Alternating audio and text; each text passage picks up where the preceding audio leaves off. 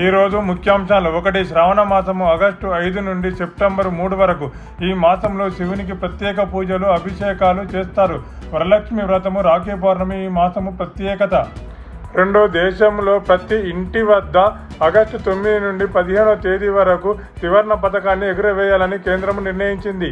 3. భారత్ శ్రీలంక రెండో వన్డేలో గాయం కారణంగా ఆసనంగా దూరం కావడంతో అతడి స్థానంలో వచ్చిన wonders spinner India star players 6 వికెట్లను పడగొట్టి శ్రీలంకకు విజయమును అందించాడు.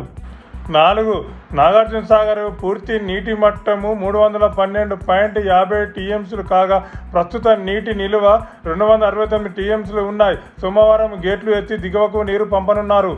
5. బిఎస్ఎన్ఎల్ నెట్వర్క్కు నెల రోజుల వ్యవధిలో 2,17,000 కొత్త కనెక్షన్లు తీసుకున్నారు. 45 రోజులకు రీఛార్జ్ ₹249 మాత్రమే. 6. బలగము, దసరా చిత్రాలకు ఫిల్మ్ఫేర్ అవార్డులు వచ్చాయి.